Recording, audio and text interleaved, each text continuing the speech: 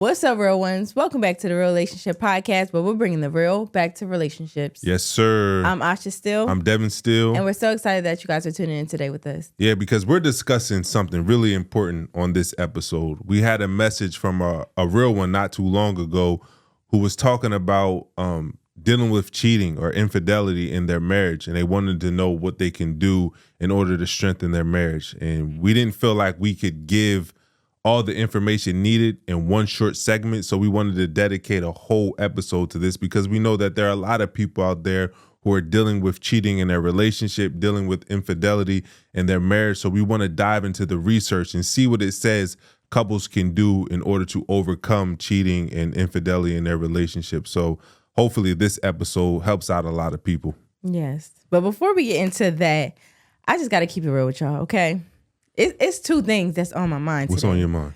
First being, if y'all hear me sounding a little rough, raspy, if y'all hear a little, just know, okay, this house has been a struggle for the past, I want to say 2 weeks, almost 3 weeks. It has. And it's like that when one child comes down with a cold, it's like a domino effect. Yeah, we don't even know if it's a cold. She's just putting it out there. I don't know what's going on. But this listen, thing lingering. Yes, it's like a domino effect, though. It's like if one person gets sick, you just know it's a matter of time before I'm fighting back something. Yeah, everybody trying to keep their distance, but it's hard to keep your distance. And it's been, like 2 weeks, like I said, of me having the sniffles. Yeah. I thought I was in the clear because I was like, oh, it's been like a few days. I ain't bothered by it. Then all of a sudden, it just sneak up on you overnight. And now I'm sitting up here, throat, like I said, raspy. It's because we're playing hot potato. It seems like when one person's getting better, we think they're out of the woods, and then the next person gets them sick again. It's like we keep playing hot potato and passing it on to each other. So stay away from us. Stay out of our home if you don't want none of this, because we don't know what's going on. We done sent the kids to the doctors and everything. Listen, they don't know. And it's always, they're good. It's fine. It's nothing. Let them sleep it off. Fine. It's not, because listen to how I sound. I got to take care of them and myself. But no, aside from that, y'all, okay, this is the serious keeping it real, y'all. Okay. What are you about to keep it real about? I feel like I'm going through a midlife crisis, right? I don't even know if this is midlife, because I know I'm not midlife. At least I pray to God I'm not midlife. But I have been noticing some changes, y'all. Right? I've been noticing them too. I've been noticing some changes.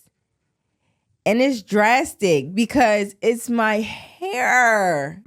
Y'all, your girl is like, I want to say 25% gray. She's on this side of my head. Maybe like 31. Stop. 31%. It's not there yet. But yes, it is bad, y'all.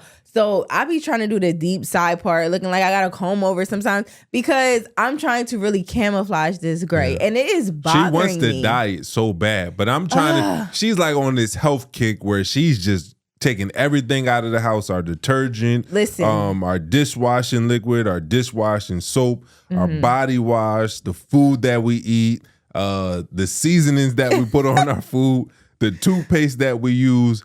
Every single thing she has removed out of this house because TikTok or Instagram has gotten to her. But you know what's so crazy? Hold on, let me finish. Excuse me. So I'm like, if we're gonna remove all these other things, then we can't go around dyeing our hair either. Like, I think there's something beautiful about seeing your grays come in, because we got together when we were in our 20s, like 22 years old. So to see us maturing, and I call it maturing instead of getting old, to see you maturing and your grays coming in, it's a reminder to me about the commitment that we've made to each other over the long haul. Like, we really stuck this thing out for over 12 years.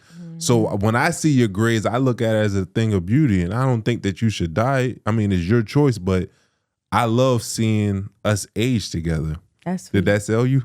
That's sweet. And it's so beautiful coming from someone who has 2 strands of gray hairs in their head. I got some real, I got a lot of gray hairs in my head. I'm just tall, so you can't see them. No, it's honestly, so I had some premature grays for quite some time now, because it was passed down from my mama's. Okay? Thanks a lot, mamas. But no. So yeah, it's been quite some time, but it just like within the last, I want to say few months, it just came in hard. And I don't know if it's because, like you said, I haven't been dyeing my hair. Yeah. So a lot of the times when I would see like one or two, a couple strands here and there, I'm automatically like, oh yeah, these roots gotta go. Right. So now that it's like I've been letting it grow out and I haven't dyed my hair in like maybe a few months, it's like, oh, they're very prominent. Are they there? But yeah, I definitely am on the health kick. However, we are not all the way there, okay? It's still things that has not gotten cut out. It's still things that I'm considering, okay? So I'm definitely considering figuring this out. What don't you like about the grays? I just feel it makes me look a little too seasoned, okay? A little too mature. And I'm not ready for that maturity yet, but okay? Why? Because I'm not. I'm 35 looking like I'm 65. I'm not a senior citizen yet. No, you're 35 looking like 35. What does it mean when somebody says, oh, you look so young or you look older than you are? No, you look your age because I don't you're want to look turning my 35. age. Why not? This is not my age. I see plenty of 35-year-olds that have their hair flourishing and their How you know color. it's not dyed? Listen here, I know. I know, okay? I know. And it's a struggle. No, it's some people out there that embrace their grays. I'm not one of them. Okay. And I don't want to be one of them. Okay. So for y'all out there that embrace y'all grays, we're going to give y'all a round of applause. I want everybody to comment on YouTube, wherever you listen. Just say embrace your grays. No, I'm They're sorry. all right. It's a beautiful thing. It's a blessing It is. to get old. Yeah, it is. But I'm not embracing it. I'm sorry. That's cool. I'm sorry. So yeah, we're looking to switch it up. But I just had to let y'all know because I know it's people out there who feel me, right? Yeah, it's not even just women. I know there's men and women out there that's like, once you realize, and it's so crazy because once you realize that life is setting in, like you are getting older, you are growing up, like I'm not in my 20s no more. Those are long gone, And like you start to see the changes in your body, you start to see the changes in your, your health overall. Just as far as like even with your metabolism, like if you were so used to like doing your thing, going out, Mine eating, was doing always this, that, so and I third. ain't get this big for no reason. And now it's like things are slowed down and it's different. It's like, dang, like, okay. Yeah.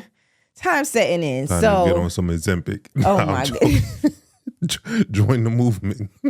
But no, it's definitely a change. And so yeah, I had to keep it real with y'all. Your girl, I was having a moment, okay? But we're gonna figure it out. I think it looks good. Thank you. But I mean it's your hair, so you can do it as you please. But it looked good to me. Okay, let's get move into right today's along. topic because we got this is a pretty heavy topic. Yes. I don't know how long it's going to take us to get through this, but let's go ahead and just start with reading the message from our real one. Okay. So she says, my husband, who I've been with for 10 years total, but married 5 years, cheated on me with a coworker, confessed it to me months later, and told me that he was terrified that I would leave. But he knew it was the right thing to do and that he had to tell me. I'm not blaming myself, but for years he asked for certain things that I never made a priority. So I'm saying all that to say, I want to make my relationship work, but a part of me doesn't due to the betrayal. How do I move on past this so I can fix my marriage? Yeah. That's tough. I think that she brought up a lot of things that people can relate to. First of all, just sorry that you had to experience that. Because when you get married to somebody, you believe that that's your forever. That will only be you two and that you get a piece of that person that nobody else would get. So to have this happen, I know it has to hurt. A lot of times, even in relationships, she brought up that she doesn't blame herself for him cheating. And I don't think that anybody should ever blame themselves for why somebody else steps out of their relationship.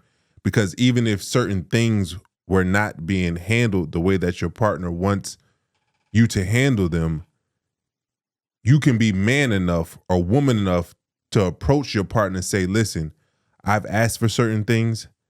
It's not happening. I'd rather remove myself from this relationship than to disrespect you, disrespect the commitment that we made to ourselves, and disrespect who I am as a person.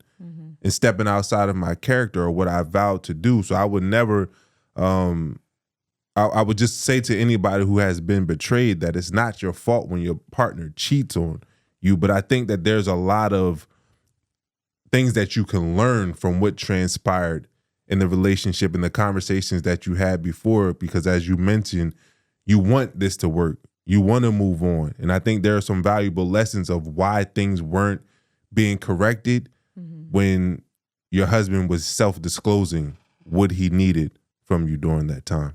Yeah. Something that I wanted to touch on that I don't think we necessarily discussed it in our previous podcast where we talked about infidelity, but this really kind of triggered it in my mind, is when you are discussing that with your partner and your partner is bringing something to you and confessing like their infidelity or cheating or whatever the case may be, it's very hard to really settle in on their confession, right? Because a lot of times when you're with someone that's cheating or they step out or infidelity, you catch them, right? Yeah. Or it surfaces in that moment of it happening, of it going on, the affair that's going on present time. Right. So when someone brings something to you that they're confessing about that they did, maybe a past few months or a year or whatever the case may be, it's very unsettling, and I feel like it's even more unsettling because it's like, well, you're now mentally at a point where you're ready to, confess your sins or whatever the case may be. Like you want to let it all out because now you're ready to move forward and go through your healing process or see what that looks like, right?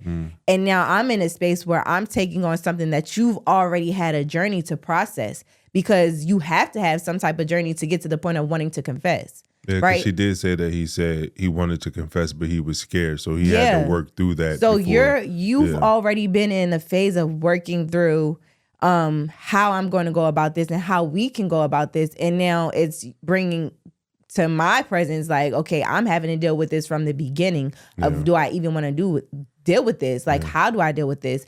And I think that's very challenging as well, because that's something that we've experienced, not in our marriage, but before we got married, like I said, where we talked about on a previous podcast, where it's like when you're not catching someone in the act, or you're not dealing with something that's within present timing, and it's like, oh, well, this is what transpired and I want to be open and let you know what happened. It's like you mentally have to go through something to say, I've realized my wrongs. I've realized what I've done.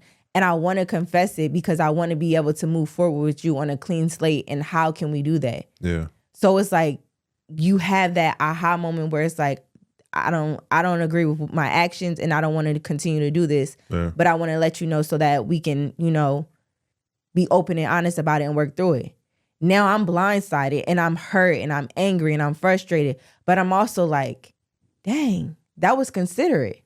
So it's like a balancing act where you're trying to juggle the person actually hurting you, but also like, well, dang, that person came to me and actually told me what happened because they actually want to work through it. Yeah. So it's very hard to deal. And I say that for me as well, because I've experienced it. It's hard to deal with that balancing act because whereas you feel like I'm so angry and I'm so hurt and I'm frustrated, you also sympathize with the fact that that person realize what they done and they're now sharing it with you because they want to work through it and heal from it. Yeah. One of the things that you brought up on an episode before was that when something like this happens,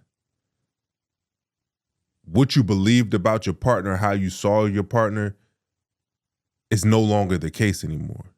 It's like they're a stranger. Yeah. Can you touch on that a little bit more? Because I think that this may be something that she might be experiencing right now, is that yeah, he came to me, but my husband is not who I thought he used to be, because I never thought that my husband can do something like this to me. I think when you, I don't want to say it's naive, but a lot of times when you're in a relationship and you just see the good in that person, right? You see the good times that y'all have. You see the good things that they're doing for you, the good things that you're doing for them, and you don't see the possibility of anything negative happening, right? Because you're always getting the good of them. And so once you build that up to have this person, in a sense, like I said before, it's like you put in someone on a pedestal, right? Where it's like they're like, in a sense, perfect. Like I can't see them treating me a certain way or doing certain things because of how I experience them in my day-to-day life. Right. And once you realize that that image that you had of them and that you putting them up there on that pedestal to say, oh, they could do no wrong. They can't do this. They would never.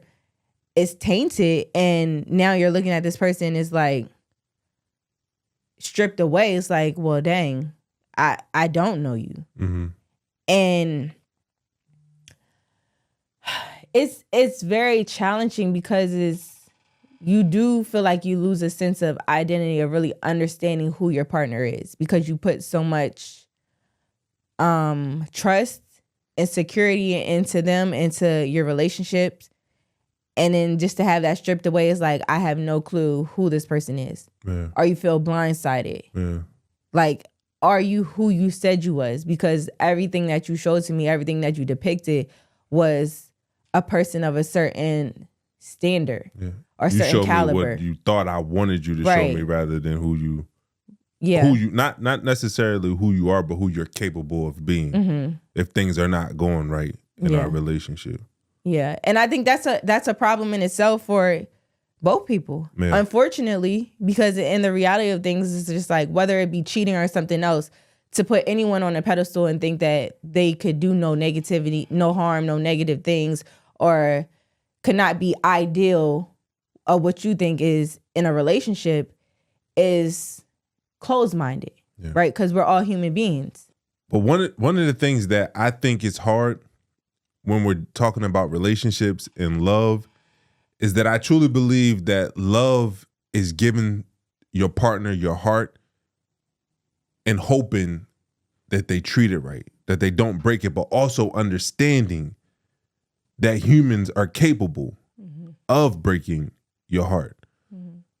I think it's tough to find that balance, and I think a lot of people struggle with finding that balance of giving your partner your heart, not being naive enough to believe that they can never do any wrong, but also not being on top of them, micromanaging them because you don't want to get hurt. Mm-hmm. There has to be that sweet spot. And I know for me, I found that sweet spot in our relationship because I trust you with my heart. But I'm not naive enough to think that nothing could ever go wrong. Because when you put yourself in that place, I think you get content. And you don't do the things that are necessary in order to keep that flame going, in order to keep that intimacy going, because you think that no matter what you do, because we made this commitment to each other, that nothing will ever go wrong.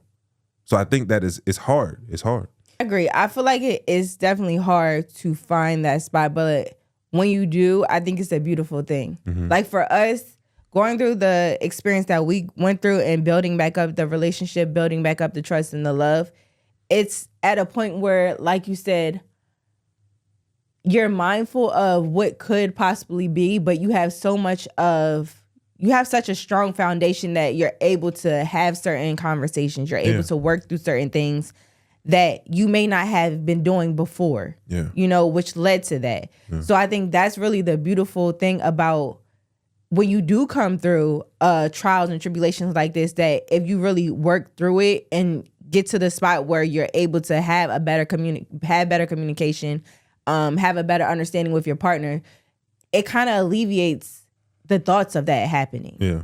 Because I know my partner this well. I'm able to communicate and feel comfortable to this level that I didn't feel before. Right. So now I don't have that urge or that desire that I was before. I don't feel lonely. I don't feel empty. I don't feel like I'm in a relationship by myself because the person that I'm with understands me fully. Yeah. So if there is something that's coming up, if I am facing certain challenge, it's not hard for me to go to them and communicate that. Yeah. And I think when you lack that in your relationship, it's very easy for infidelity to creep in, for cheating to happen, because you don't have that sounding board with your partner. Yeah. But once you get to that sweet spot, and once you get to that level of communication with your partner, I think it changes a lot of things drastically in your relationship. Yeah, because we talked about before, there was a question. Well, it's two things. So we talked about before the importance of building walls up around your relationship to protect it from outsiders. And that when you don't have self-disclosure, when you're not taking action to improve upon the things that you have disclosed, then you slowly start to lower those walls without even knowing it. Mm-hmm. And then eventually you start to build up walls around other relationships that make you feel good, that feel pleasurable, right? Like this, you see this happen a lot within the workplace where you start to lower the walls around your relationship or your marriage. And then you start to build these walls up at work to try to protect that relationship with your coworker. That's what you say. Yeah. Yeah. And it's so important for you to go through a maturation process where, as you just talked about, learning how to communicate what is going on and having these tough conversations. We talked about in episodes before that if you're going to work, things are not going right at your house and you're going to work and you spark a conversation with your coworker and it feels good to have that conversation because you're not having those type of conversations at home or you're finally being seen and heard.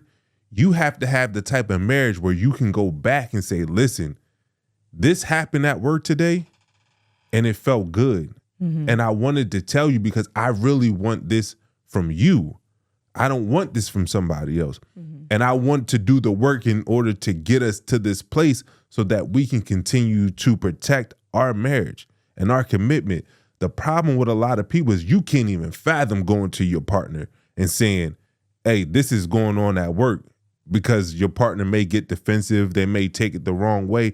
But if you, like you said, don't create the type of foundation where you can have these open and honest conversations in a respectful way, your marriage, your relationship is extremely vulnerable. I want to take it a step further from that because I think having the conversation is important, but then it has to be backed by action. Absolutely. And I think it was big of her. Yeah, but I think it was big of her to even acknowledge that, not like she said, not trying to place all the blame on her, but there was things that she didn't prioritize. Right. And a lot of times where we are talking about, you have the conversations. If he said, oh, this is what I'm needing, or he brought the conversation, most of the time, well, not most of the times, but with a lot of people, it's just left at that. Yeah. It's just a dialogue. Time will fix it. So. And no one is putting forth the action. So it's, I'm needing this. I feel lonely and I need this.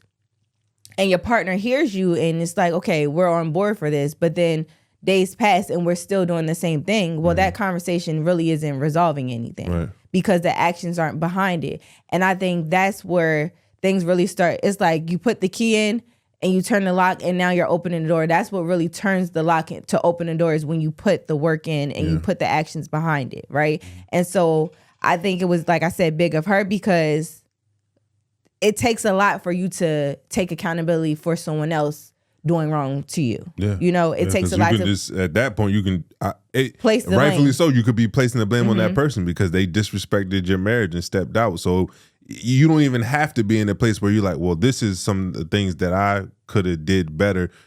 You'd be justifiable to just say, nah, I don't care what I did.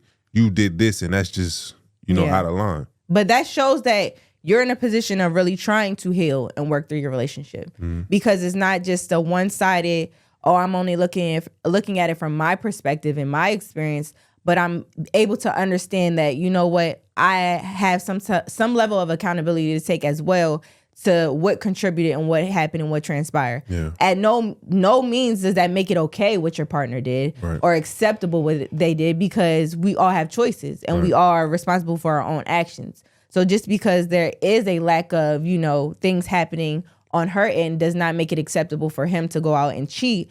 But I think it's very big of her to say, you know what, I understand that there were things that he was requesting or needed to feel seen, to feel loved, to feel whatever it was that he was seeking, and I didn't prioritize that. Yeah. So I understand how that could have shifted him in that direction, you know? And I think that's really where, for just the conversation in general, when it talks about infidelity, when it talks about cheating, is everybody being able to look at the situation from different perspectives. If you're willing and wanting to, work through that and saying, okay, how can we go about this differently moving forward so that we don't come back to this situation again, so that it's not something that's reoccurring or happening again, and we're actually learning from our past mistakes. Yeah. And there was actually an online poll, because you just talked about, and you put an emphasis on, if you want and are willing to work through it, because everybody's not willing to work through this. Like for a lot of people, once that boundary is crossed, they're done. Right. And there's nothing, in my opinion, there's nothing wrong with that. If that is your boundary,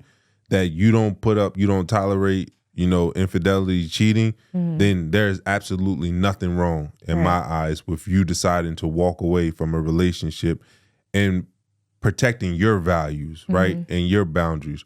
But there are certain people out there who want to work through it, like our real one, because the poll that I saw online, a lot of people was like, nah, I ain't never doing that. What we even discussing? You can never recover from an affair or infidelity. And that's not true. There are people who want to overcome this, who have overcome it. And we wanted to talk on today's episode about the 3 steps that you have to take if you want to overcome an affair or infidelity. And we're going to give you these in order, and they have to be done in order. You can't skip a step. You can't go from skip number 1, go from number 2, or just do what you want to do. If you follow this process based on research, you increase your chances of being able to overcome or recover from infidelity in your marriage. So we're going to start with the first step, which is just atonement. This is the hardest step in overcoming cheating, because in this step, you have to discuss the affair or affairs. You don't discuss why it happened in this phase, but you discuss what happened, where it happened, and with who it happened to. And why this conversation or this step is the most challenging is because it needs to be complete transparency.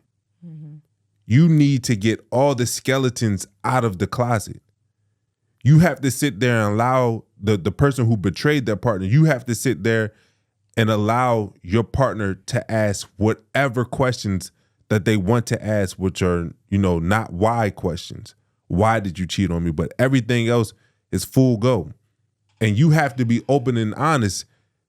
And like I said, this is so hard because there may have been things that you did that you haven't even told her yet. You may have told her about this one coworker, but it may be other people. And I think innately you want to protect that type of information because you're like, all right, well, I told her this. Let's just try to get through this. But that's dangerous because if you take all the time in order to build back up that foundation and then another skeleton comes out the closet because you didn't talk about it before, you did all that work for no reason. So can you elaborate on the why question? Because I feel like a lot of people will go in wanting to know why. You do get to that point. It's just not in the first phase because number one, you don't have the tools yet in order to have that type of conversation about why. That. So phase number 1 is about fact finding. It's about putting all the facts out on the table. And then when we move to phase 2, then you'll discuss why these things happen. So I think it's challenging for people in general in this position to want to know why and to not ask that question, like I said, because you're wanting so badly to get to the root cause. Yeah. And like you said, it is you not having the tools to really take on such a heavy load. Yeah. So it's like really figuring out, okay, well, what caused this, but at a later date, right? Yeah. Let's just understand what transpired. I agree. And one of another challenge within this first phase is that while the person is letting you know what transpired in the past, what happened, what they did, it's okay to express your feelings as they're sharing these facts. But the key is to express your feelings without the 4 horsemen, which we talked about on this podcast multiple times. Contempt, stonewalling, criticism, and defensiveness. You want to be able to have this conversation without either person getting defensive. You want to make sure that you're not stonewalling, which means you're flooding your partner to the point where y'all not talking anymore, that they completely shut down. You don't want to come from a place of criticism, which means that you're criticizing somebody's character rather than the action that they took at a specific time.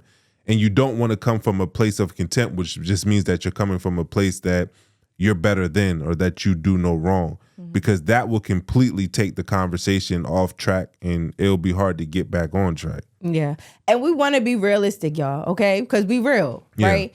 Going into a conversation like this where your partner is confessing to you or you talking about infidelity or overcoming stuff, it is not going to come easy. No. It is not going to be like, oh, I'm going to sit down and you hurt me and I just want to hear you out. And I don't want to say anything negative and I don't feel, it's not going to be like that. So while having these conversations, I think it's important to extend yourself grace and understanding that you may come across defensive. You may come across, but that is not the goal in order to have a productive conversation or to come to any sort of resolution. So in those moments where you do feel like, oh, I'm being, defensive or I'm stonewalling or I'm criticizing my partner, to call a timeout, right? To say, you know what, I realize that how I'm handling this or how I'm feeling overwhelmed. I'm feeling, a sense of anxiety or hurt or pain that I can't really communicate properly with you right now. Let me pull back and have time to really process this and then come back to the conversation. Because it's hard. Like when you're hurt by your partner, it's hard to deal with. Right. It's not an easy conversation. It's not one size fits all way of dealing with it. It's very challenging and it's going to be a lot of work to work through. Yeah. And so I think it's important for y'all to receive all these steps that we're saying to understand, because it will help you to overcome in the long run. But don't look at it as you're going through the process and it's not looking how, the textbook says that this can't work. Right. Because that's not the case. Right. You have to allow the journey of you healing and going through that healing process, whatever it looks like, to happen. Right. Whether it's good or bad. But understand that there's a right way of doing things that can get you to the end goal that you want to have. But allow for the tears to come. Yeah. Allow for the emotions to come. But process it and handle it in the correct manner, you know? Yeah. And the last thing that you have to do in phase one, or the last thing that the betrayer partner, the one who betrayed their significant other, has to do, is they have to make a vow to change their behavior. Mm-hmm. Because there's no point of discussing all these things and not making a commitment to correct the behavior that led to this. Mm-hmm. And you want to make sure that you're not doing it just to save face, but you're doing it because you truly believe this is what you want to do. Right. That you realize the mistakes that you made in the past doesn't serve you. It doesn't serve the vision that you have for your life. And it doesn't serve the commitment that you made to your partner. Mm. And that takes a very deep self-discovery process where you have to unpack why you did what you did.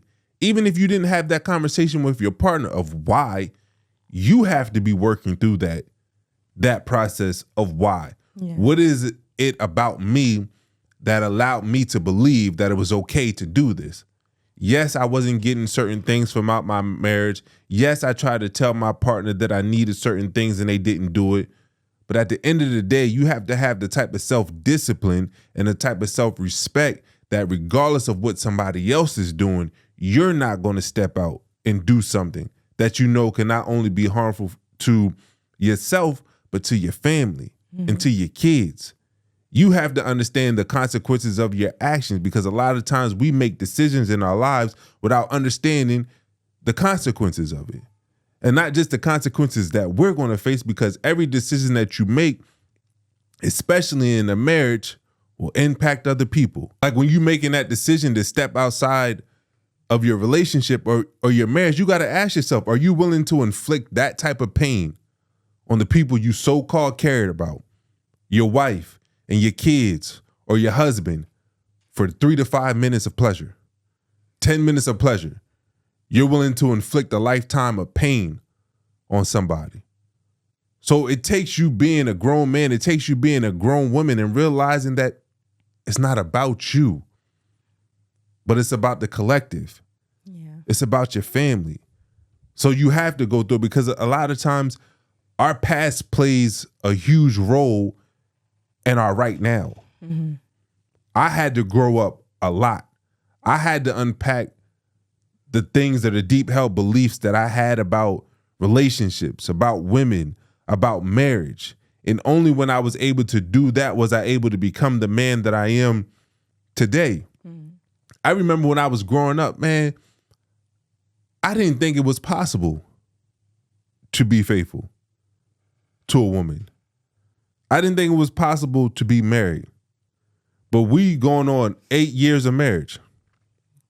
I don't even have, it's crazy to me because I don't even have the urge or the thought of stepping outside of our marriage.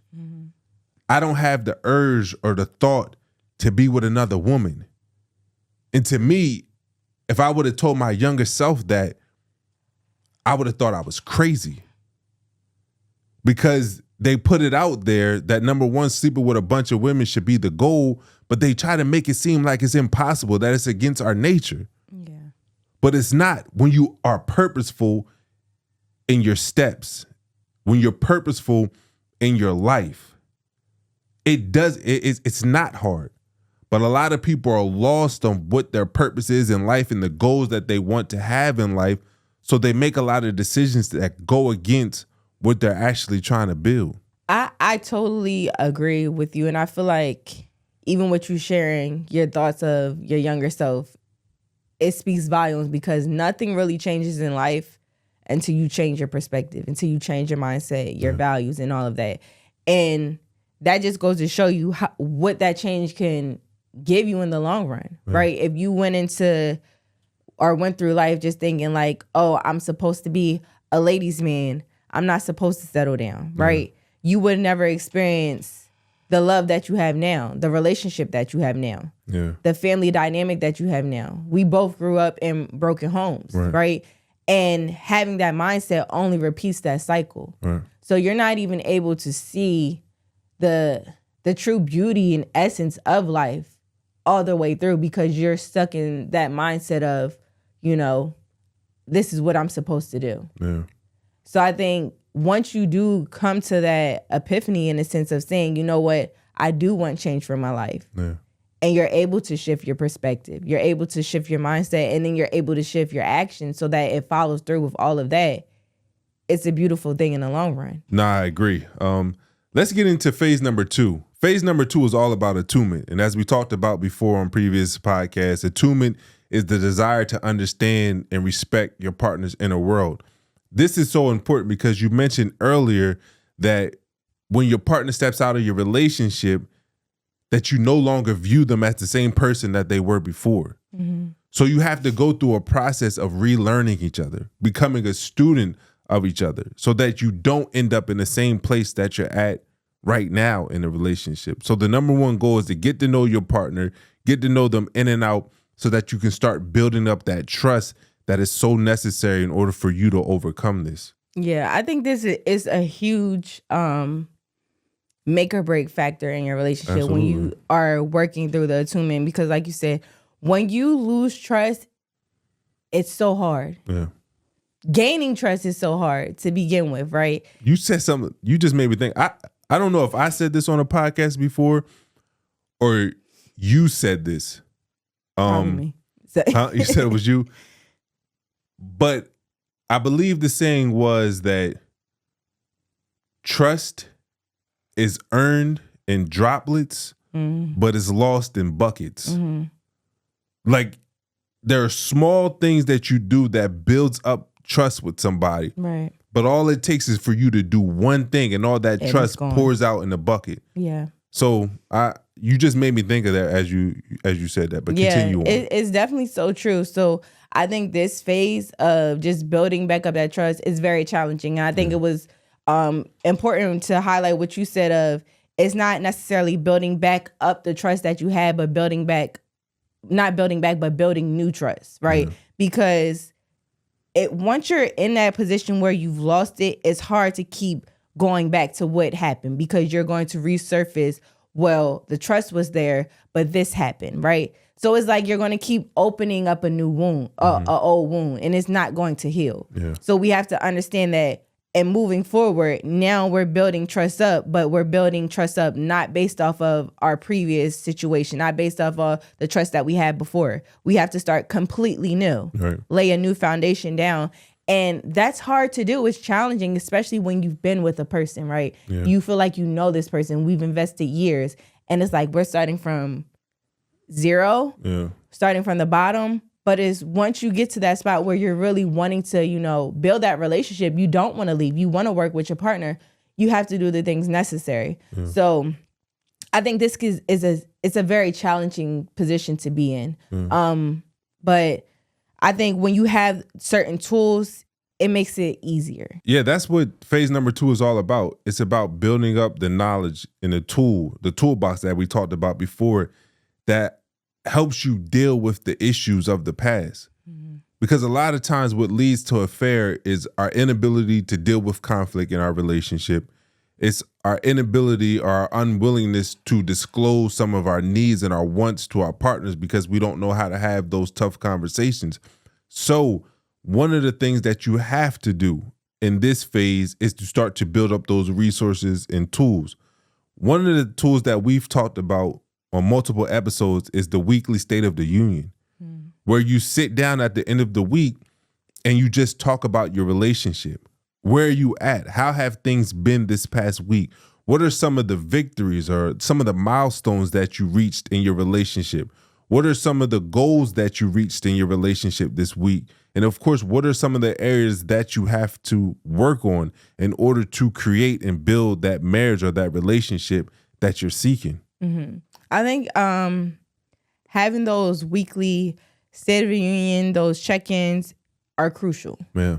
Because a lot of people think, well, it's just a week, right? Yeah. 7 days, what could possibly happen? But you realize a lot can happen, right? A lot can happen and can go unsaid. You don't even realize that even on a day-to-day basis, right? When you go to work and you come home, so much is being done and you have so many responsibilities that you're doing throughout the day that you don't get as much intentional time with your partner to have certain discussions that you may like. Yeah. And so a lot of things could be transpiring, could be an incident where your partner was dealing with something heavy, but y'all didn't get to talk about it, right? Mm-hmm. And when you have those days and weeks that have gone without you discussing certain things, that leads for them to feel like that void is not really being addressed, right? Those issues that they're basically internalizing and bottling in, they're needing to get out. Yeah. And it causes for them to get out to, unfortunately, other people, other individuals. So when you have those weekly State of the Unions, when you have those conversations where you're intentional about what did you go through this week? What did you go through? How are you feeling? Having How can I support you? Right. Yeah. Intentional check-ins where you're being very open and vulnerable with your partner. It creates that safe space where they know they can come to you and you can, like you said, be of assistance. How can I help? What can I do to take the load off? How could I have better, assisted or helped you throughout this week?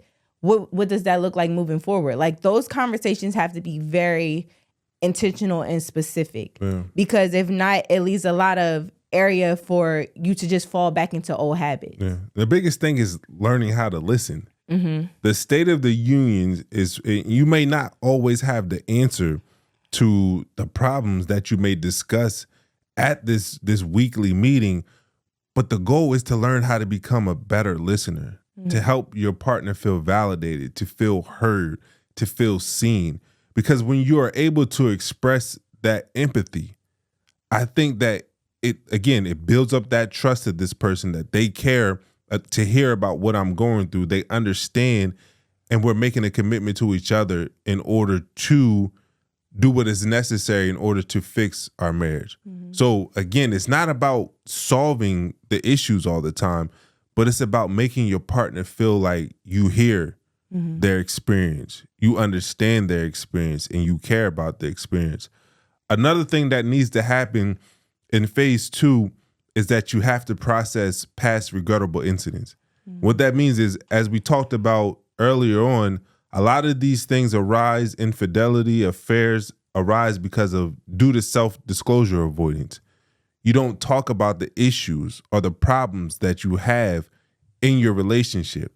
So it's very important for you to go over things that happened in the past that you didn't find a resolution or you never discussed. Mm-hmm. Not about the affair that took place, but just other things that could have led to your marriage ending up in a place that you never envisioned or that you didn't want it to be. You have to be able to process that because, again, you don't want to put forth all this effort and this time to work on your relationship just focusing on the affair, but you're not focusing on the things that happened before the affair even took place that could have helped you avoid the affair. So I feel like it's important to pretty much give a image to what we're talking about so that you can identify maybe if you're in this particular situation, what that looks like. Yeah. So if your partner is or was feeling like they weren't being heard or they were lonely, say if they were dealing with things on the job and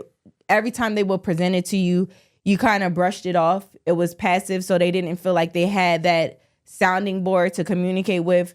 That is a time where you can say, you know what, in past times, I experienced, A, B, C, and D that was affecting me. And I brought it to you and I didn't feel heard. I didn't feel seen. And that made me feel upset. That made me feel like I didn't have a friend or a partner that really truly wanted to understand and help me process this. Those are things that's going to help you move forward because loneliness is a huge factor when it comes to stepping out in your relationship, in your marriage and cheating because you feel like you're with someone, but they're not there, right? And I think that's one of the worst forms of loneliness, to be in a marriage and still feel like you're all alone. Yes. So I think when you're able to bring up those past transgressions that have happened and say, you know what, this was what was bothering me. This is how I took the lack of communication that we had. So moving forward, this is what I would like us to do. This is how I can, feel like you're hearing me, feel validated, what that looks like. I think it's so important to really, like I said, have those detailed conversations and to really disclose all of that. Yeah. Because, and for that person to also be present and understanding enough to hear that. Yeah. Because a lot of times when someone is bringing something to your attention where, it can come off and you can get, the four horsemen get defensive, that doesn't really resolve the confrontation. That doesn't really help you moving forward. So I think when you're able to really come to the conversation with your partner and say, you know what, I hear what you're saying. You can validate them. You can understand them. Now we can work towards not having to deal with that loneliness anymore. Now we can work towards you not feeling that you're not validated, that I'm not being present. When you do bring up something that you're dealing with from throughout the week, I'm able to say, you know what, I can catch your bid in a sense, right? I realize, oh, this is how you were feeling before. You were bringing something to my attention and I was so busy doing this that I didn't really pay attention to what was going on. And I was passive. Forces you to be alert to that type of right. stuff. You're very alert. So now it's like, oh, okay, this person, like I said, you're trying to throw a bid to me, right? You're wanting my attention. You wanted me to sit down and acknowledge and talk to you and communicate because that's what you're seeking. So I'm not over here doing A, B, C, and D while you're trying to be vulnerable with me. I stop and I now am present and I'm helping and I'm working through that with you. I think being this, like we said, the tools and resources that you have to now you identify things that you didn't identify before and you're able to handle them differently. Yeah. And then once you're able to do that, the final stage after atonement and then attunement is attachment. Mm-hmm. You have to build back up that investment in the marriage, in the relationship, and make a commitment to building a new one. Because the problem that a lot of people make when overcoming or dealing with this is they try to get back what they once had. Mm. When the goal is not to get back the marriage you once had, but it's about building a new one. Yes.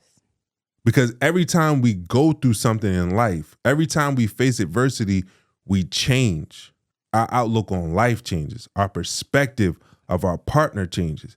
So you have to work on building a new marriage because the old marriage is what got you to this place in the first place. Mm-hmm. Because you didn't have the tools, you didn't have the resources, you didn't have the level of commitment, you didn't have the level of communication that is necessary for you to avoid and protect your marriage. So when you're getting back to that attachment phase, it's about that recommitment, learning how to cherish each other again, learning how to build those rituals of connection so that you're making sure that you are not slowly turning away from each other without knowing.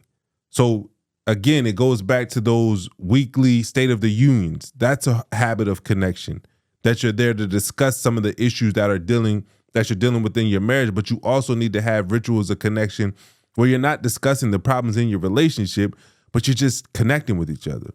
Maybe it's having a cup of coffee together every morning. Maybe it's going for a walk at night. Maybe it's just sitting down on the couch when the kids are asleep, just to sit there and just talk about life. Again, the ritual of connection is not about bringing up issues that are going on in your relationship, but it's about just discussing life together and finding a way to reconnect with one another. I feel like when building back up that commitment, it's important to go back to when you first started dating your partner, right? And date your partner. Yeah. Right? When you first started dating, you wanted to feel all the butterflies, right? You went, hopefully, you went the extra mile, right? You did the things to make that person feel special. You paid attention to certain cues and certain things. You prioritized them. Yeah. When you're in a marriage, we sometimes get very lax and we don't do that. Right. And your partner wants to feel love. You want to feel seen. You want to feel prioritized. You want to feel appreciated. So when you're building up that commitment, it's important to have that mindset to say, you know what, I'm prioritizing my partner. It's you and I, right?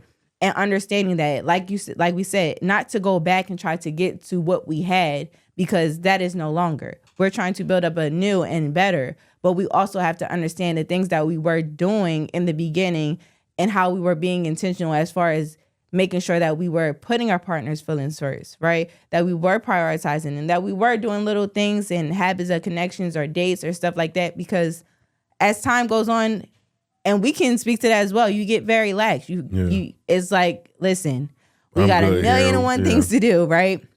Kids come in, you have so many responsibilities, but I think a huge factor is your partner not feeling prioritized. Yeah. I see you. I love you, right? I want you to feel special. I want to have time where it's just you and I amongst the million and one things that we have to do. Yeah. So if it is starting out, like we said, at those habits of connections where it is having a cup of coffee with your partner every day, going for a walk with your partner, where it's like we're building up this time where it's just you and I, and we're being very intentional. We're focusing on just each other, turning towards each other, having meaningful conversations, fulfilling conversations, so that we can work up and build back up towards that love and that desire and that affection that we want to have in our relationship. You know, it starts off small, but that momentum will get it going, get the ball rolling. Exactly. And you will ultimately see such a huge change in your relationship. Yeah. Something that you may not even realize that you could have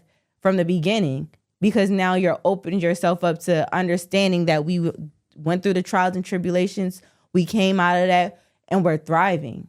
Yeah. Yeah. And the last thing that you do in this phase is just agree on the consequences of future infidelity. Absolutely. Set the boundary. Yes, I'm willing to work through this, but if this happens again, here's my boundaries. Mm-hmm. This is what's going to happen if you step out of our relationship. And once you say that, stick to it. Mm-hmm. Because if you don't stick to it, you're setting the tone for how somebody can treat you moving forward. Yeah. That's one of the toughest parts that you have to do, is understand what you want, understand what your values are, understand what your boundaries are, and stick to it. Yeah. And if you take this approach, if you make sure that you do each of these 3 phases, overcoming infidelity is possible. It's not easy. Never once did we say that this is easy. We let you know that this is challenging. We don't advise you to do this one-on-one with your partner, because a lot of times, as we said before, you don't have the knowledge or the skills in order to navigate these tough conversations. So we would highly recommend that you go to counseling or you see some type of therapist to help you work through these 3 steps. But this is how you can overcome infidelity in your relationship if you both want to do that. Yes. So we hope this episode was helpful to someone out there, that you received it and that you're able to apply it to your relationship. If you're going through some challenges right now in your relationship, that you can come out of it on a better side and thrive and flourish in your relationship. And until next time, you guys, Keep it real. Yes, sir.